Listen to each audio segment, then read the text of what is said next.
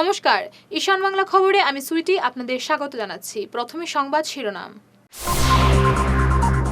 দুপুরে ভূমিকম্পে কেঁপে উঠল শিলচর, রিক্টারে 5.2। মণিপুরে বন্দি বরাকের শ্রমিকদের মুক্তি দাবি, সড়ক অবরোধের হুমকি।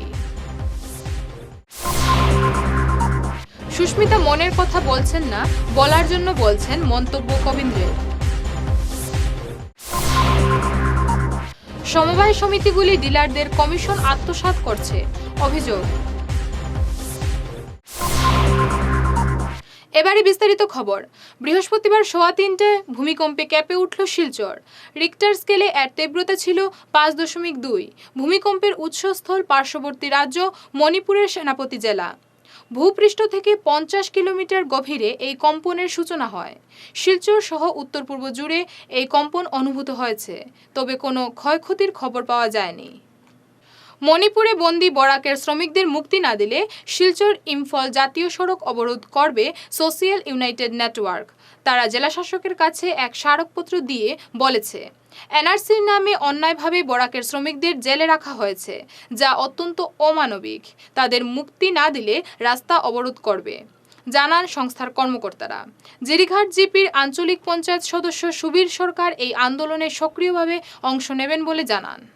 আমাদের জিরিঘাট থেকে বিগত 18 তারিখ 3 জন এবং সোনাই অঞ্চল থেকে 13 জন ইম্ফলের অভিমুখে কাজের তাগিদে, পেটের তাগিদে তারা যেতেছিল এবং যাওয়ার পথে ইম্ফল পৌঁছার পূর্বেই একটা থানা আছে, পাটসই থানা, সেখানে তাদেরকে ধরে থানাতে আটকে দেয়।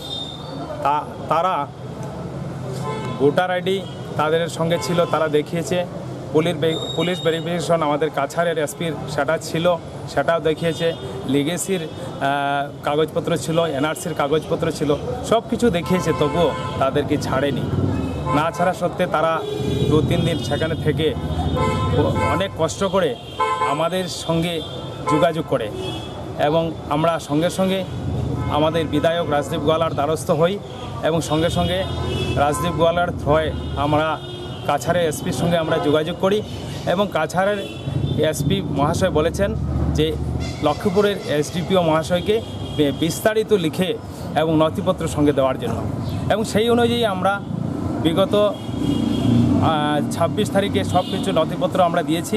দেওয়া সত্ত্বেও 3-4 দিন অপেক্ষা করেছি আমরা। কোনো ধরনের কোনো হেল্প না পেয়ে আমরা ডিসি মহোদয়ের এখানে 30 তারিখে আমরা একটা মেমোরান্ডাম দিয়েছি যে তাদেরকে যাতে আমাদের ডিসি মহাশয়ের সাহায্যার্থে যাদেরকে সেখান থেকে ছাড়া হয়। কিন্তু দেখা গেছে তারপরও আজকে 3-4 দিন 5 দিন হয়ে গেল, কোনো ধরনের আমরা কিছু সুরাহা পাইনি। বিজেপির স্লোগান কংগ্রেস মুক্ত ভারত, বিরোধী মুক্ত ভারত। কিন্তু দলের এই স্লোগান থেকে বিপরীত অবস্থানে প্রাক্তন কেন্দ্রীয় মন্ত্রী কবীন্দ্র পুরকায়স্থ। তার বক্তব্য, বিরোধী ছাড়া গণতন্ত্র সার্থক হয় না। বৃহস্পতিবার ইটখোলা দলীয় কার্যালয়ে এক সাংবাদিক সম্মেলন করে তিনি বলেন, সুস্থ গণতন্ত্রের জন্য বিরোধী দলের গুরুত্বপূর্ণ ভূমিকা রয়েছে, কিন্তু বর্তমানে বিরোধীরা একজোট হয়েছে কেবল নরেন্দ্র মোদীকে আটকাতে। সঙ্গে বিরোধী দল নির্দিষ্ট কিছু বিষয় নিয়ে মিথ্যা কথা প্রচার করে যাচ্ছে বলে তিনি অভিযোগ করেন। একটা কথা হচ্ছে, আমাদের যারা বিরোধী দল যারা আছে, গণতন্ত্রের বিরোধী দল থাকতেই হবে। বিরোধী দল না থাকলে গণতন্ত্রের সার্থকতা থাকে না। কিন্তু বিরোধী দল হওয়ার অর্থ এটা নয় যে নির্দিষ্ট কিছু বস্তুকে বা ঘটনাকে নিয়ে মিথ্যা প্রচার করা, সেটা গণতন্ত্র নয়। দুর্ভাগ্য হচ্ছে, আপনারা লক্ষ্য করবেন যে আজকে ভারতবর্ষের সমস্ত রাজনৈতিক বিরোধী দল এবং সংগঠন, এরা সবাই আজকে সংগঠিত কিসের জন্যে? কোনো মহৎ কাজ করার জন্য নয়, নরেন্দ্র মোদী হটান। নরেন্দ্র মোদীকে হটানোর জন্যেই প্রচণ্ড প্রচেষ্টা চলছে। তিনি আরও বলেন, সাংসদ সুস্মিতা দেব উচ্চশিক্ষিতা মহিলা, সর্বভারতীয় মহিলা কংগ্রেসের সভানেত্রী। সেটা কাছাড়ের সবার আনন্দের বিষয়, কিন্তু যেভাবে কথা বলছেন সেটা তার মনের কথা নয়, বলার জন্য বলছেন। যিনি আমাদের বিরোধী প্রার্থী শিলচরে, বিরোধী প্রার্থী তো দুইজন আছেন, কিন্তু আমি একজনের কথাই বলবো। কংগ্রেসের যিনি প্রার্থী সুস্মিতা দেব, উচ্চশিক্ষিতা,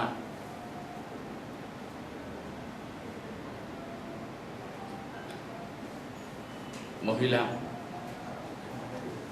কংগ্রেসের অল ইন্ডিয়া মহিলা মোর্চার প্রেসিডেন্ট, মহিলা কংগ্রেসের প্রেসিডেন্ট, এই সমস্ত আমরাও এর জন্য দুঃখী না। আমাদের একজন এরকম যদি হয় একটু ভালো, এটা আনন্দের কথা। কিন্তু লক্ষ্য করবেন আপনারা যে উনি যতগুলো কথা বলেন, আমি তো প্রত্যেকটি কথা আমি পড়ি এবং আমার মনে হয় যে কথাগুলা ঠিক বুঝলে তার মনের কথা নয়, বলছে বলার জন্য বলছে, মনের কথা নয়। গ্রাহক সুরক্ষা সমিতি অভিযোগ করেছে, কাছাড় জেলার ন্যায্য মূল্যের ডিলারদের কমিশন সমবায় সমিতির সচিব ও সভাপতিরা আত্মসাৎ করছেন। এর ফলে ডিলাররা ক্ষতির শিকার হচ্ছেন, যার নিটফল গ্রাহকরা ক্ষতিগ্রস্ত হচ্ছেন। এই অভিযোগ করে সমিতির সভাপতি বিপ্লব কুমার গোস্বামী বলেন, গ্রাহকদের এর ফলে অতিরিক্ত দাম দিতে হচ্ছে। তিনি সমবায় সমিতির ভূমিকার তীব্র সমালোচনা করেন।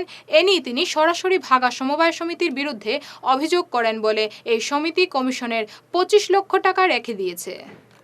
গ্রাহক সুরক্ষা সমিতি কাছাড় অনেকদিন ধরেই এই সমগ্র কাছাড় জেলায় এই যে এজেন্টদের যে সরকার থেকে কমিশন দেওয়া হয়, এই যে ন্যায্য মূল্যের দোকানের এজেন্টদের এই কমিশন দেওয়া হয়, সেই কমিশন নিয়ে কিভাবে বেআইনিভাবে কিছু সংখ্যক সমবায় সমিতির কর্মকর্তা এবং সেক্রেটারি সম্পাদকরা এখানে নানা ধরনের অনৈতিক কাজ করে যাচ্ছেন দীর্ঘদিন ধরে, সেটা আমরা আগেও জনসমক্ষে তুলে এনেছিলাম।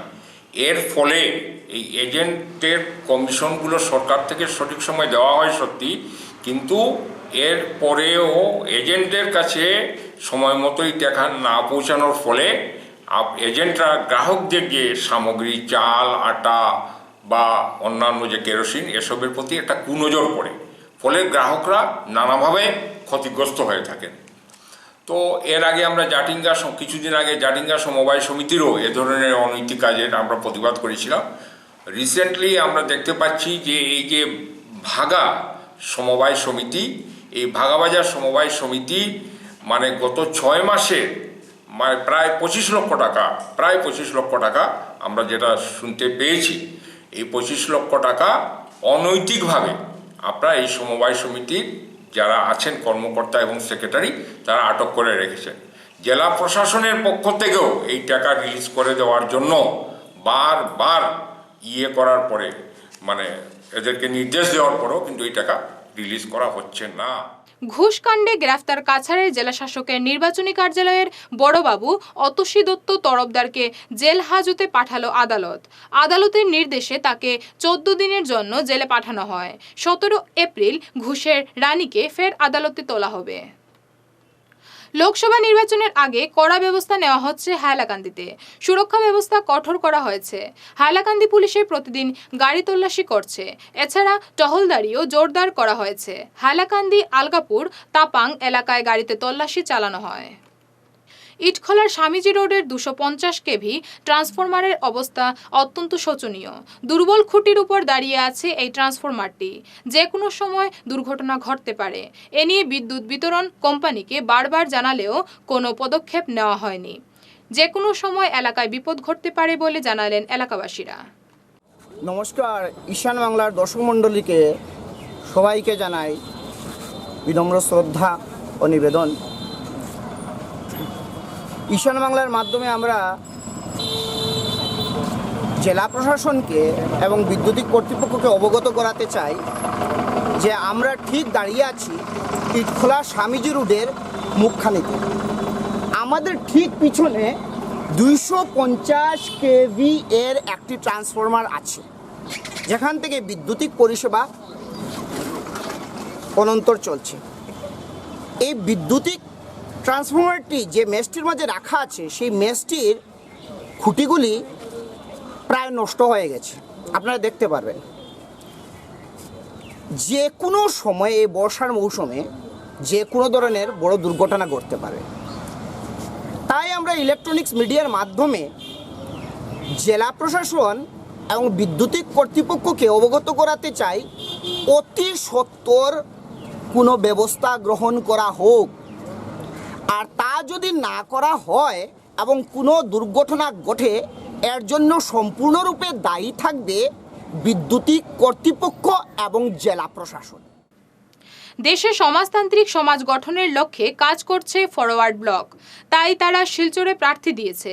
একথা জানিয়ে শিলচর আসনে দলের প্রার্থী বদরুল ইসলাম লস্কর মেহনতি মানুষের স্বার্থে ফরওয়ার্ড ব্লককে ভোট দেওয়ার আহ্বান জানান। মুরব্বী মানুষ আছেন, বয়স্ক মানুষ আছেন, এরাও এখন এটা নিয়ে আফসোস করে বলে হাই রে আমরা দেশ গেল ওখানে। কিন্তু আজকে আমরা চিন্তা করার দরকার আছে, আজকে আমরা পরে আমরা ভবিষ্যৎ আছে, আমরা বাচ্চাই, তারপরে তারার বাচ্চেন, তারপরে তারার বাচ্চেন, আমরা পরে এক বাই এক জেনারেশন আইতে থাকবে। এই জেনারেশন লাগেন আমরা বাচ্চাই তো লাগেন, আমরা বাচ্চাই তোর ভবিষ্যৎ লাগেন। আমরা এই সময় খান চিন্তা করিয়া আমরা যে মূল্যবান বুট আছে এই বুটে অ্যাপ্লাই করা এগুলো আমরা লাগেন বহুত জরুরি। আমি এটা কিতা লাগেন হইয়ার আমি এখানে শেষ নাই। যে মেইন মুদ্রা যে আমরা নির্বাচনে অবস্থিত হওয়ার পেছনে কারণটা কি? নেতাজি সুভাষচন্দ্র বসু দেশ বিভাজনের আগে এবং দেশ বিভাজনের পরে নেতাজির যে আদর্শ বা নীতি, যেটা প্রথমত দেশ বিভাজনের সময় লঙ্ঘিত হয়েছে এবং পরবর্তীতে দেশ স্বাধীন হওয়ার পর বিগত 60 বছর কংগ্রেসের শাসন এক নাগারে এবং পরবর্তীতে বিজেপির নরেন্দ্র মোদীর নেতৃত্বাধীন 60 মাস অর্থাৎ 5 বছরের যে শাসন ব্যবস্থা এবং দেশের আর্থিক সামাজিক সমস্ত ক্ষেত্রে কংগ্রেস এবং বিজেপির যে ব্যর্থতা এবং এই ব্যর্থতার পরিপ্রেক্ষিতে বিকল্প একটা রাজনৈতিক চিন্তাধারা, যে চিন্তাধারা নেতাজি সুভাষচন্দ্র বসু বা নেতাজি সুভাষচন্দ্র বসুর দল অল ইন্ডিয়া ফরওয়ার্ড ব্লক, আমরা মনে করি যে নেতাজির যে সমাজতান্ত্রিক ভারত, এই সমাজতান্ত্রিক ভারত যতদিন পর্যন্ত ভারতের মানুষ পাইত না, ততদিন পর্যন্ত এই দেশে দুর্নীতি, সাম্প্রদায়িকতা এটা কোনো অবস্থাতেই রোকা যেত না। পুলওয়ামা কাণ্ডে নিহত শহীদদের সাহায্যের হাত বাড়িয়ে দিল কাঁচাকান্তি বিদ্যা মন্দির। 20,000 টাকা জমা করা হলো ইন্ডিয়ান ব্রেড হার্টসের তহবিলে। সংস্থার পক্ষ থেকে একটি শংসাপত্র পাঠানো হয় স্কুল কর্তৃপক্ষের কাছে। স্কুলের শিক্ষক ও ছাত্রছাত্রীরা এই টাকা দিয়েছেন। পুলওয়ামার যে মারাত্মক ঘটনাটি ঘটে, যেখানে আমাদের 40 জন সিআরপিএফ জওয়ান নিহত হন, তারপরে পরের দিন 15 তারিখ আমরা স্কুলে কাছাকাছি বিদ্যা মন্দিরের যেটা অ্যাসেম্বলি হয় সকালবেলা, ওখানে আমরা সব ছাত্রছাত্রীদেরকে একত্রিত করে সেখানে আমরা এটা বলি ওদেরকে যে এই ঘটনা ঘটেছে এবং এই ঘটনার যারা নিহত হয়েছেন এবং তার পরিবারের প্রতি আমাদের সংবেদনা, আমাদের মনের যেটি ক্ষোভ বা প্রার্থনা ইত্যাদির মাধ্যমে আমরা সবাইকে এই জিনিসটি জানাই। ছাত্রছাত্রীরা খুব এর সম্বন্ধে ভাবে এবং ওদেরকে আমরা বলি যে আজকের থেকে 15 তারিখ থেকে কমসে কম 4 দিন আমরা দিনের বেলা যখন স্কুল আরম্ভ হবে, স্কুলের প্রথম পিরিয়ড থেকে 4টে পিরিয়ড প্রায় 4 ঘন্টা যেন মৌনতা অবলম্বন করি, ক্লাসে যেন আমরা কোনো কথাবার্তা না বলি এবং সাইলেন্স অবজার্ভ করি। এবং ওরা এটা করেছে। ছাত্রছাত্রীরা পুরোপুরি ওরা সমবেদনা দেখিয়েছে এবং তারা কোঅপারেশন করেছে। এবং সঙ্গে সঙ্গে আমরা একটা ঘোষণা করি যে যারা টিচার্সরা আছেন তারা যদি তাদের একদিনের স্যালারি ওরা এই ফ্যামিলিকে আমরা পাঠাতে পারি, তা ওরাও ওই দিয়েছেন ওরা। এবং সঙ্গে সঙ্গে ছাত্রদেরকে আমরা বলেছি যে ওরা মিনিমাম 20 টাকা করে যদি ডোনেশন দেন এই পরিবারের জন্য, ওটাও তারা দিয়েছে। এবং এই সব একসঙ্গে আমরা 20,000 টাকা আমরা পেয়েছি। এই 20,000 টাকা আমরা ওই ফ্যামিলির প্রতি ওই ব্রেভ হার্টস CAPF পাঠিয়েছি। আমার জীবন কথা প্রয়াত আমিরে শরীয়ত তৈবুর রহমানের বই আমার কথা বইটির উদ্বোধন করেন তার ছেলে আবু খয়ের মেহবুব সাহেব। এতে প্রয়াতের জীবনের বিভিন্ন অজানা তথ্যের উল্লেখ রয়েছে। হযরত মরহুম হযরত আমিরে শরীয়ত রহমতুল্লাহ আলাইহির স্বহস্তে লিখিত আমার জীবন কথা, এই বইটি আমরা তড়িঘড়ি করার জন্য, তড়িঘড়ি ছাপা করানোর জন্য একটু খরচ বেশি হয়েছে, এখানের মূল্য একটু বেশি হয়েছে। তাই আমি প্রত্যেক গ্রাহকবৃন্দকে আমি অনুরোধ জানাচ্ছি যে আপনারা এই বইটা কিনতে থাকুন এবং এই বইর মূল্য আপনারা যাদের কাছে সেলম্যান যারা আছেন তাদের কাছ থেকে 100 টাকার বিনিময়ে আপনারা এই বইটা খরিদ করতে পারবেন। জেলা ক্রীড়া সংস্থার আয়োজিত ভি ডিভিশন ক্রিকেট টুর্নামেন্টে রুদ্ধাশ্বাসের ম্যাচে ইটখোলাকে হারিয়ে সেমিফাইনালে উঠল পপুলার ক্লাব। পপুলার ক্লাবের হয়ে সুব্রত দাস 20 বল খরচ করে সর্বোচ্চ 31 রান করেন। 31 রানের মধ্যে ছিল তার দুটো চোখ ধাঁধানো ছক্কা। ইটখোলার হয়ে সর্বোচ্চ রান 38 আসে অনিরুদ্ধ লস্করের ব্যাট থেকে। ইটখোলা সর্বমোট রান করেছিল 120, জবাবে 9 উইকেট হারিয়ে জয়ের লক্ষ্যমাত্রায় পৌঁছে যায় পপুলার। জেলা ক্রীড়া সংস্থার গ্রামীণ ফুটবল প্রশিক্ষণ শিবির শেষ হলো বৃহস্পতিবার। 25 মার্চ শুরু হয়েছিল এই শিবির। পরিচালনা করেন কোচ বাবু সিং। শেষ হয়েছে 4 এপ্রিল। শিবিরের সমাপ্তি অনুষ্ঠানে 61 খেলোয়াড়কে জার্সি তুলে দেওয়া হয়েছে। উপস্থিত ছিলেন ডিএসএ সভাপতি বাবুল হোর, ফুটবল সচিব বিকাশ দাস ও কোচ বাবু সিং। সংবাদ শেষ করার আগে বিশেষ ঈশান বাংলা খবর আরও একবার। দুপুরে ভূমিকম্পে কেঁপে উঠল শিলচর, রিক্টারে 5.2। মণিপুরে বন্দী বরাকের শ্রমিকদের মুক্তি দাবি, সড়ক অবরোধের হুমকি। সুস্মিতা মনের কথা বলছেন না, বলার জন্য বলছেন, মন্তব্য কবীন্দ্রের। সমবায় সমিতিগুলি ডিলারদের কমিশন আত্মসাৎ করছে, অভিযোগ। এখনকার মতো ঈশান বাংলা খবর এ পর্যন্তই। নমস্কার।